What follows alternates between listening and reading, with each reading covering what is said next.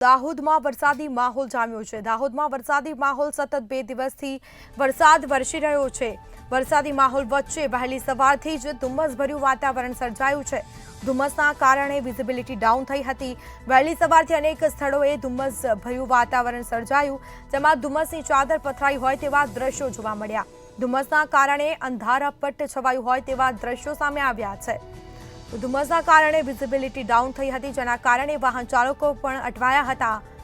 વાહન ચાલકોએ હેડલાઇટનો સહારો લીધો હતો। તો વહેલી સવારથી જ એકાએક વાતાવરણમાં પલટો આવ્યો છે।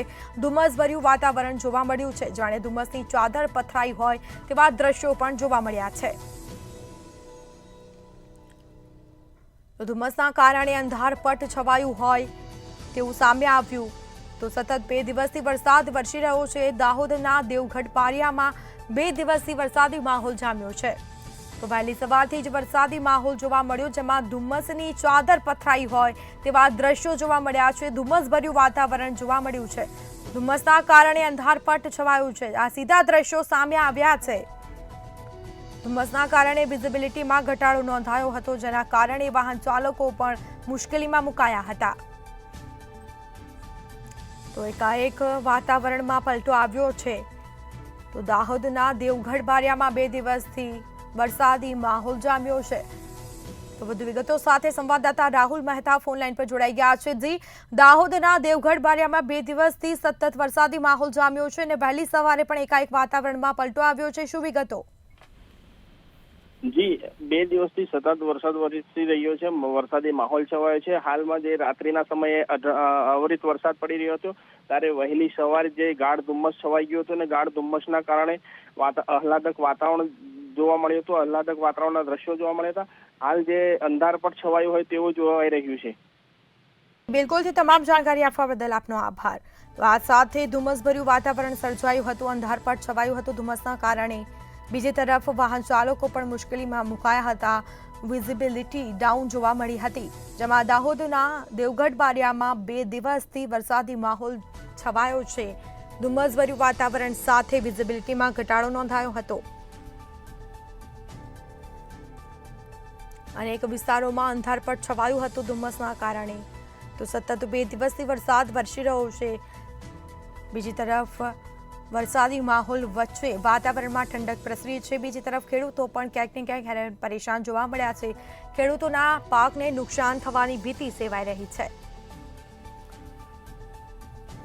તો વરસાદી માહોલ વચ્ચે વહેલી સવારથી જ ધુમ્મસભર્યું વાતાવરણ સર્જાયું છે।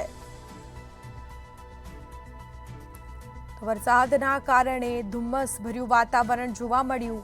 ધુમ્મસના કારણે અંધારપટ છવાયું હોય તેવા દ્રશ્યો સામે આવ્યા છે। તો લાંબા વિરામ બાદ વરસાદ આવતા લોકોને ગરમીથી રાહત મળી છે। વાતાવરણમાં ઠંડક પ્રસરી છે। તો ક્યાંક ને ક્યાંક ખેડૂતો પણ ચિંતિત થયા છે, કારણ કે ખેડૂતોના પાકને નુકસાન થાય તેવી ભીતિ સેવાઈ રહી છે। કપાસ, મગફળી જેવા પાકને નુકસાન થાય તેવી શક્યતા વ્યક્ત કરવામાં આવી છે। તો હવામાન વિભાગે જે રીતે આગાહી કરી છે ને તે જ પગલે અનેક જિલ્લાઓમાં વરસાદી માહોલ જોવા મળ્યો છે। તો દાહોદના દેવગઢ બારિયામાં 2 દિવસથી સતત મેઘમહેર જોવા મળી રહી છે। તો 2 દિવસથી મેઘરાજાએ પધરામણી કરી છે। વરસાદી માહોલ વચ્ચે વહેલી સવારથી જ ધુમ્મસભર્યું વાતાવરણ સર્જાયું છે। વહેલી સવારથી અનેક સ્થળોએ ધુમ્મસની ચાદર પથરાઈ હોય તેવા દ્રશ્યો સામે આવ્યા છે। ધુમ્મસના કારણે અનેક વિસ્તારોમાં અંધારપટ છવાયું હતું। તો વહેલી સવારથી જ અનેક સ્થળોએ ધુમ્મસભર્યું વાતાવરણ જોવા મળ્યું છે, જેના કારણે વિઝિબિલિટીમાં પણ ઘટાડો જોવા મળ્યો છે। તો વિઝિબિલિટીમાં ઘટાડો જોવા મળતા જ વાહન ચાલકો પણ મુશ્કેલીમાં મુકાયા હતા। વાહન ચાલકોએ હેડલાઇટનો સહારો લીધો હતો। તો દેવગઢ બારિયાના આસપાસના જે વિસ્તારો છે ત્યાં પણ 2 દિવસથી વરસાદી માહોલ જોવા મળ્યો છે। દાહોદમાં પણ વરસાદી માહોલ જામ્યો છે। આસપાસના ગ્રામ્ય પંથકમાં પણ મેઘમહેર જોવા મળી છે। તો વરસાદના કારણે લોકોને ગરમીથી રાહત મળી છે। તો લાંબા વિરામ બાદ ફરી મેઘરાજાએ પધરામણી કરી છે।